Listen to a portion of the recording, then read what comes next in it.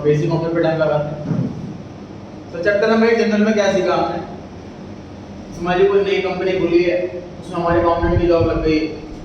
तो जब नई कंपनी होती है उसके अंदर काम भी कम होता है, परचेज सेल भी कम होती है, तो हम अकेले अकाउंटेंट इजीली सारी जनरल एंट्रीज कर लेते हैं। लेकिन जब बिजनेसमैन और मेहनत करता है और ब्रांचेस खोलता है, उसका बिजनेस और एक्सपेंड होता है, ज़्यादा परचेज, ज़्यादा सेल, पेमेंट ज़्यादा, खर्चे ज़्यादा, तो हम अकेले सारा ट्रांजैक्शन नहीं कर पाते। जर्नल वाला, अच्छे ध्यान दें, जर्नल वाला सारा काम अकेले नहीं कर पाता। तो जर्नल वाला ऐसे केस में क्या करता है सर? वो बॉस के पास जाता है और कहता है अकाउंटेंट है, बोल रखो, अकेले से मैं ट्रांजैक्शन कर रहा हूँ, ट्रांजैक्शन छूट जाती है, भीड़ लगी होती है, इतने सारे बिल होते हैं, मैं अकेले सारा काम कर ही नहीं पाता, ओवर टाइम करूँ तब भी नहीं कर पाता, ट्रांजैक्शन छूट जाएंगी, किसी को सामान दिया उधार लिखना भूल गए तो आपका नुकसान हो जाएगा। उसमें समझदारी इसलिए और अकाउंटेंट रख लो। तो मेरे बॉस ने अकाउंटेंट को रख दिया, नाम ले देते हैं, पहले वाले को A1, दूसरे वाले को A2, अकाउंटेंट 1, अकाउंटेंट 2। तो अकाउंटेंट 2 रखने से अकाउंटेंट 1 को बड़ी सहूलियत दी हुई कि भी काम बढ़ गया है, अब बर्डन कम हो जाएगा। लेकिन बर्डन कम हुआ नहीं, क्यों? तो जब भी किसी को सामान भेजा, मान लीजिए राम को सामान भेजा, इसने भी रिकॉर्ड कर लिया, इसने भी रिकॉर्ड कर लिया, दो बार रिकॉर्ड हो गया। अगले दिन क्या हुआ? शाम को सामान भेजा, इसने रिकॉर्ड नहीं करा, ये सोच कर किसने कर लिया होगा, इसने रिकॉर्ड नहीं करा, ये सोच कर किसने कर लिया होगा, छूट गया। मतलब जैसे 2 अकाउंटेंट रखे हैं ना, तो काम बांटने का सिस्टम होना चाहिए कि डुप्लीकेसी भी ना हो और ओमिशन, मतलब छूट जाए, ऐसा भी ना हो।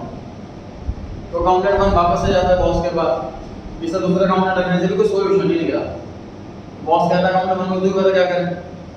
तो अकाउंटेंट 1 ने काफी सोचा, फिर ये डिसाइड करा ये काम क्या करूँगा, अकाउंटेंट 2 को बुलाओ और उसे बोलो कि भाई तू सिर्फ कैश वाली ट्रांजैक्शन रिकॉर्ड कर ले, बाकी की रिकॉर्डिंग करेगा पहले वाला अकाउंटेंट, जर्नल वाला।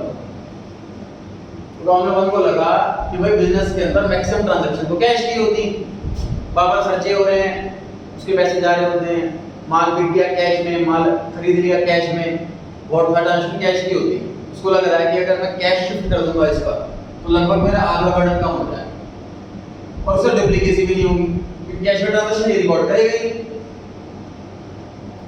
और कैश की ट्रांजैक्शन छूट गई तो उसकी सैलरी में से काट देंगे, इसकी गलती।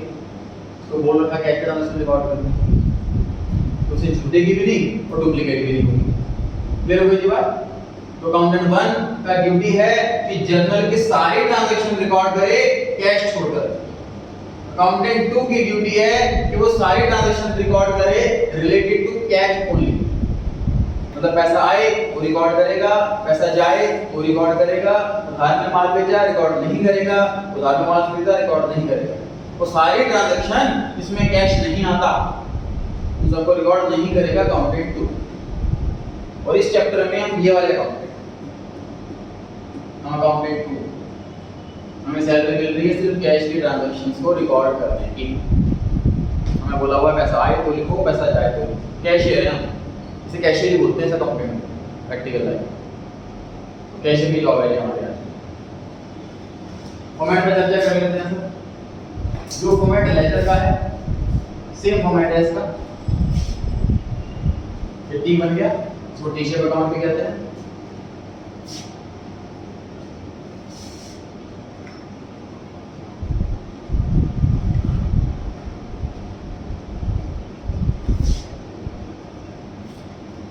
टॉप कॉलम्स पे डेबिट क्रेडिट,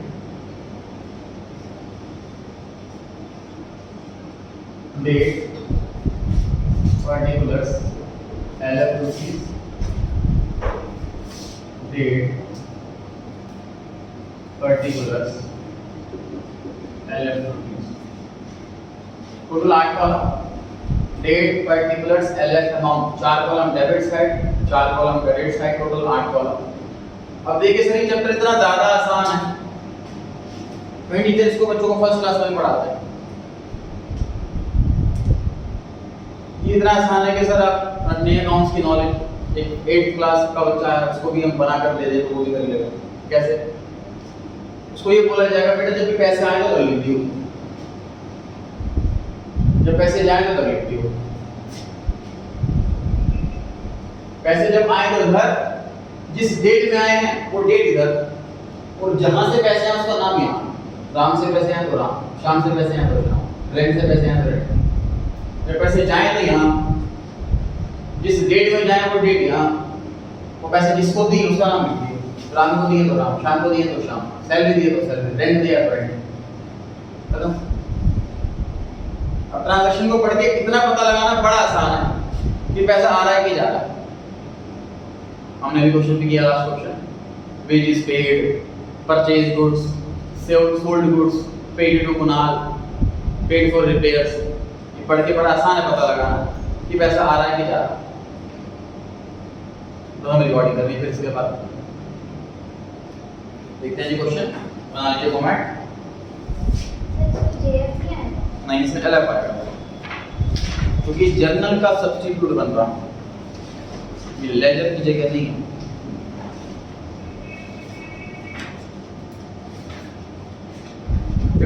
पेज नंबर, पहला क्वेश्चन नंबर फॉर्मेट बना लीजिए। फॉर्मेट फुल पेज का बनेगा। टोटल 8 कॉलम है। कोशिश किया करें स्केल लेकर आया करो, स्केल से बनाया करो और एक पेज का बनेगा फॉर्मेट।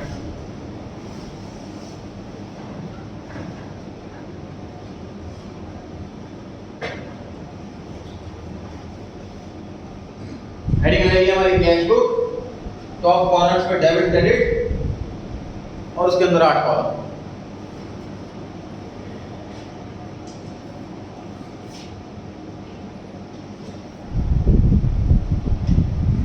लास्ट इसके बाद क्या करते हैं?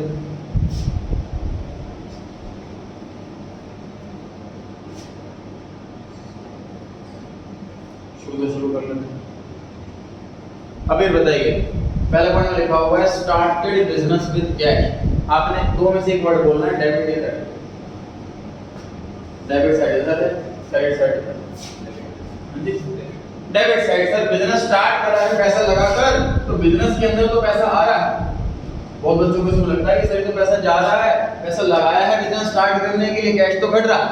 लेकिन समझे, अकाउंटेंट प्रोप्राइटर की जेब से पैसा घट रहा है, लेकिन दुकान में पैसा बढ़ रहा है और अकाउंटेंट हम दुकान में बैठे हैं, इसलिए कैश को बढ़ाने बोलेंगे। डेबिट साइड में अप्रैल 2021, तो सर एक काम करते हैं अप्रैल ऊपर लिख लेते हैं ताकि हमें अप्रैल बार-बार ना लिखना पड़े।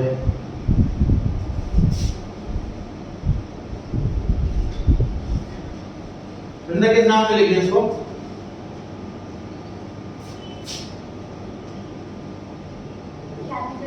कैपिटल अकाउंट में कुछ सही है। डेबिट साइड में शुरुआत होगी टू से, टू कैपिटल अकाउंट। ओनर जब बिजनेस में पैसा लगाता है कैपिटल वर्ड देते हैं इसको। फिर आगे सेकंड पॉइंट किस साइड लिखें, डेबिट या credit?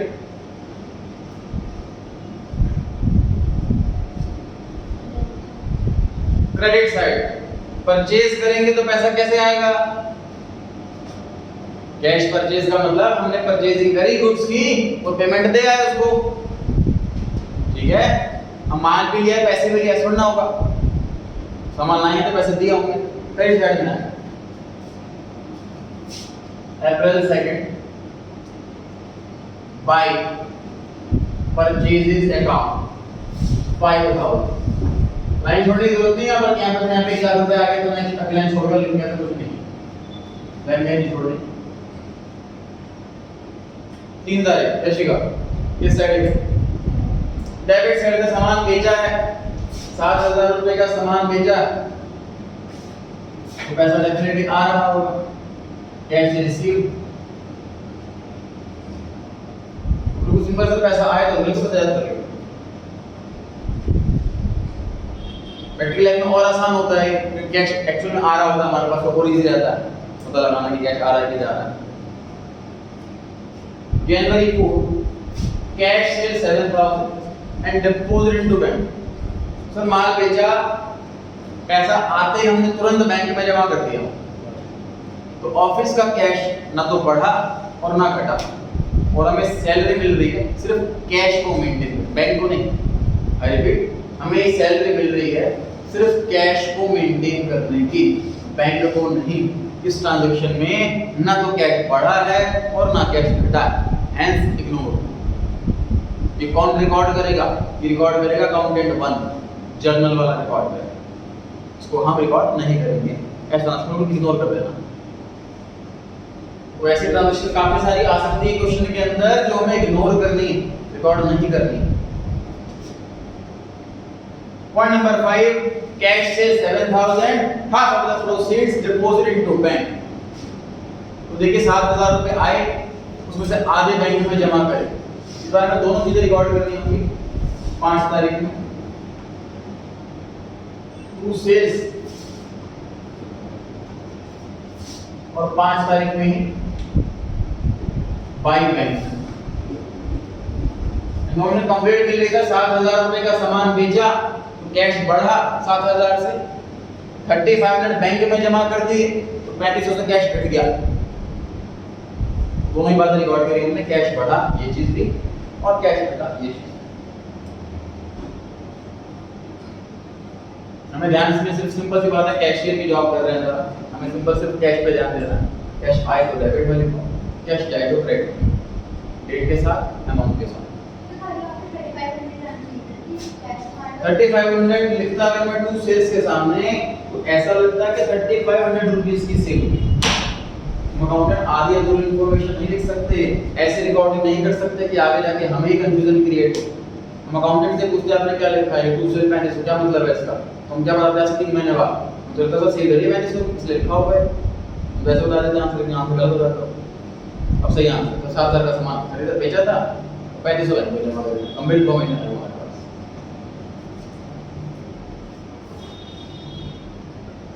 6 point, purchase goods for cash 10000, credit side. Goods purchase करने में पैसा कहां आता है बताओ? गुड्स परचेज करने से पैसा आता है कि जाता है? जाता है। तो डेबिट में क्यों लिख रहे हो पैसे जाते हो? परचेज करें गुड्स, पैसा जाएगा, पैसा आए तो डेबिट, पैसा जाए क्रेडिट। 7 कैसे मतलब कैश बेसिस वाला सिस्टम है। हां कैश वाला सिस्टम डेबिट। पॉइंट नंबर 7 जो है डेबिट एंड क्रेडिट, ये इग्नोर करेक्ट, बिल्कुल इग्नोर कर दिया जाएगा। ये रिकॉर्ड करेगा जर्नल वाला, क्योंकि इसके अंदर ना कैश आ रहा है ना कैश जा रहा है।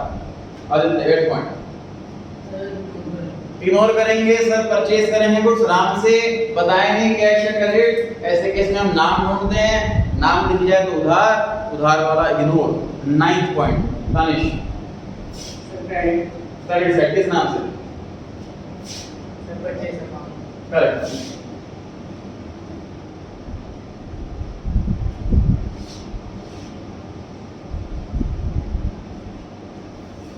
हमने राम का नाम नहीं लिखा क्योंकि हैंड टू हैंड पेमेंट हो गई, हिसाब साफ है।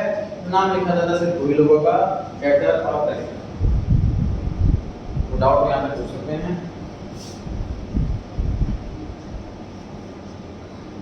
10 point Krishna, ignore sir, payment bank से हुई है कैश से नहीं हुई, इसलिए ignore. 11 point Rishabh, ignore sir, यहाँ पर भी चेक इशू हुआ है, ना कैश आया ना कैश गया, इसलिए इग्नोर। उत्कर्ष 12 पॉइंट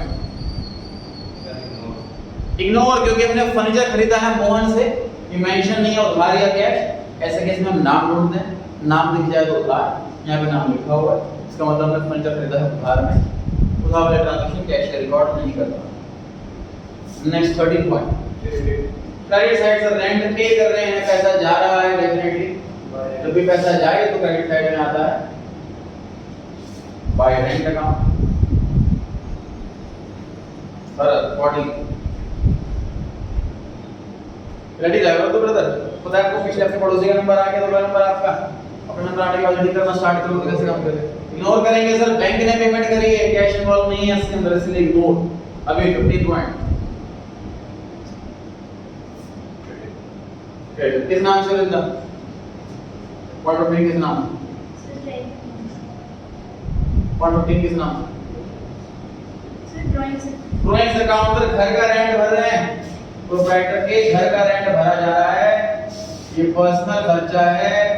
जब भी पर्सनल खर्चा होगा तो ड्राइंग्स वाला नाम आएगा। प्राची 15 16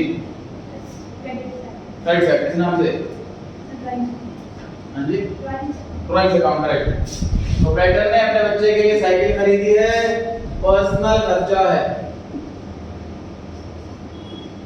ऐसे जा रहा है credit side. Rishika 17 credit side. Pritam किस नाम से?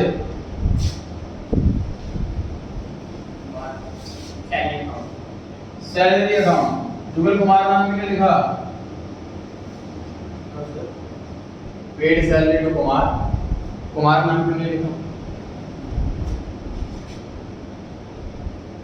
सर उसको क्योंकि सैलरी दे दी है तो फिर उसका नाम नहीं है। नाम लिखते सिर्फ से दो लोगों का, एक डेटर और एक क्रेडिटर।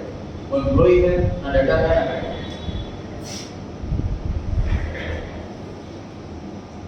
आदित्य 18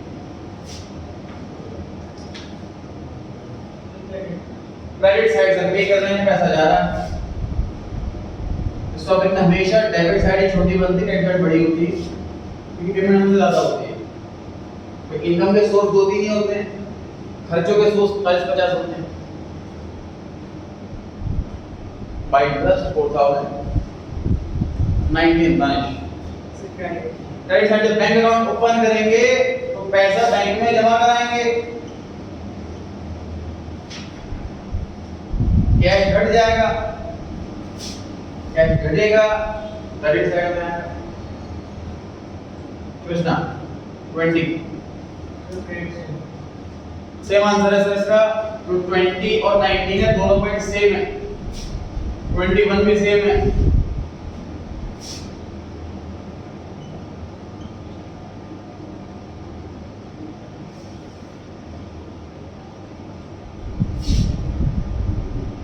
एक ही ट्रांजैक्शन तीनों नाम से आ सकती है।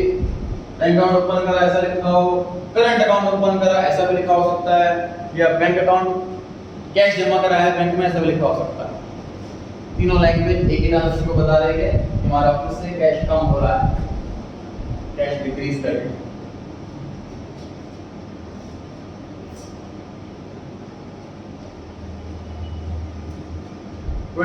किसकी बारी है? इग्नोर करेंगे सर, क्योंकि हमने सेविंग अकाउंट के चेक से बैंक अकाउंट खुलवाया है, कैश होना बढ़ा और ना घटा। 23 आगे उत्तर। डेबिट में सर बैंक से पैसा निकाला हमने, बैंक से पैसा निकाल कर ऑफिस में ले आए, ऑफिस का कैश बढ़ जाएगा।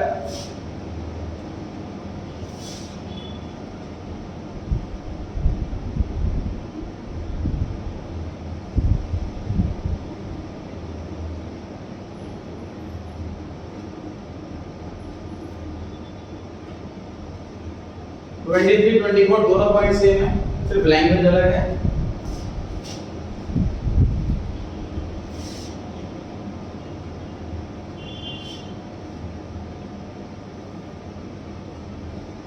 विड्रॉन कैश फ्रॉम बैंक ये लैंग्वेज हो सकती है, draw cash from bank for office use ये लैंग्वेज हो सकती है। नेक्स्ट 25 करेक्ट है। पैसा आ रहा है, कमीशन रिसीव हो रहा है, तो डेफिनेटली पैसा आ रहा है हमारे पास। और कमीशन हमने किसी के लिए कोई सर्विस दी, कोई काम करा है, उसके बदले में हमें कमीशन मिल रहा है, कमीशन नाम की इनकम। विजय का नाम क्यों नहीं आया आगे? ना वो डेटर है ना वो क्रेडिटर है। अभी कंप्लीट नहीं हुआ है ये क्वेश्चन। जो लेजर चैप्टर में बैलेंस सीडी वाला कॉन्सेप्ट सीखा था वो भी कंप्लीट किया। बेसिकली सर हम कैशियर हैं, हमें तो मंथली दे रखा है, प्रैक्टिकल लाइफ में डेली बेस पे करना होता है, हमें सीडी भी। क्वेश्चन अप्रैल मंथ का, अप्रैल मंथ कंप्लीट हो गया। अप्रैल महीने में यहाँ से पैसे आए हैं और यहाँ पैसे गए हैं, तो अप्रैल के लास्ट डे में हमारे पास कैश कितना बचा ये कैलकुलेट करना हमारी ड्यूटी। क्या करेंगे आप टोटल करें डेबिट साइड का और रफ में लिखें। जी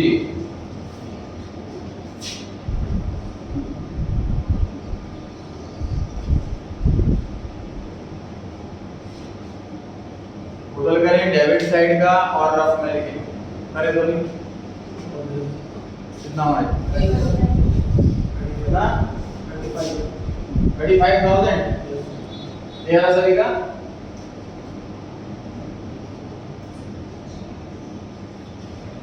एक लाख में बदल लेनी है 35 कैसे आएगा 1,25,000 मैं तो उसे 10,000 दे दूँ। वेट जीरो जो आपने कम करी मैं टेस्ट में लगाऊंगा।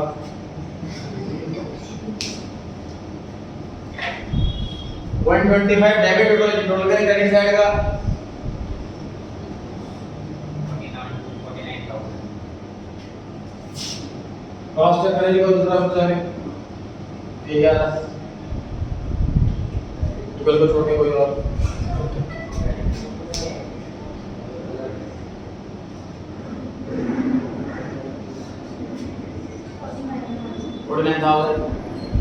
माइनस करेंगे कितना बचा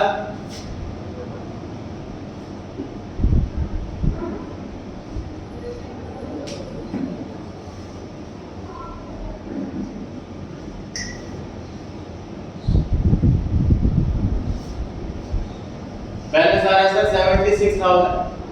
आप ध्यान से देखिए प्रेजेंटेशन टोटल करना है डेबिट का रकम में टोटल करना है क्रेडिट का रकम में जो माइनस में जो आंसर आए उस आंसर को आपको कहां लिखना है साइड छोटी है कौन साइड छोटी है क्रेडिट साइड छोटी है और डेबिट साइड बड़ी छोटी वाला ऐसे नहीं कि लंबाई में छोटी है टोटल में छोटी बड़ी है ऐसे देखना डेबिट साइड का टोटल 1 लाख से ऊपर है क्रेडिट टोटल कम है तो क्रेडिट साइड छोटी है वहां लिखना है आपको आंसर जो आ रहा है आंसर का नाम रहेगा sir by balance CD carry down. इसमें जो डेट आएगी वो मंथ की लास्ट की डेट आएगी महीना 30 का है या 30 का घर से आप करके जाना कितना करने के बाद टोटल करना है आपको दोनों साइड का टोटल आमने सामने होना कंपलसरी है टोटल आमने सामने होना चाहिए टोटल टोटल कोर्स वही आएगा जो बड़ी वाली साइड का टोटल होगा तो इनका जो डिफरेंस था हमने पहले लिख दिया यहां पर टोटल इक्वल ही आ जाएगा। इस साइड आपने बैलेंस सीडी लिखा है उसके अपोजिट साइड बैलेंस बीडी लिखना है टोटल के नीचे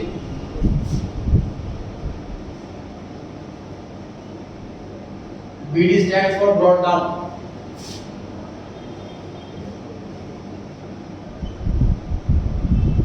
यहाँ पर आएगी अगले महीने की पहली तारीख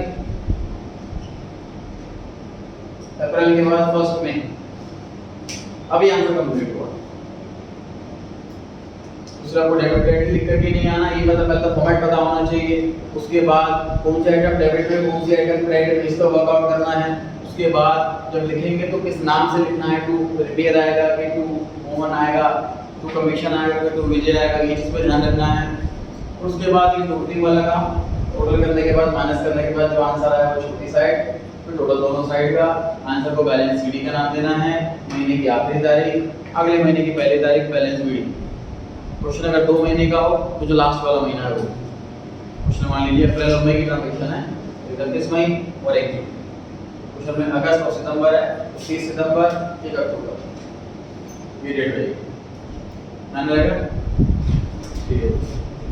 शाम को 16 बजे वाले बैच में ये चीज रिपीट कराऊंगा तो ये चीज दोबारा करने में करवा सकते हो बाकी कल शाम को 7 बजे चैप्टर नंबर 2 और फिर थर्सडे को चैप्टर नंबर 3 7 बजे संडे को 11 बजे एक्स्ट्रा क्लास ये चैप्टर कंटिन्यू चलेगा और 12 को chapter number 7 torture chapter 8 general का टेस्ट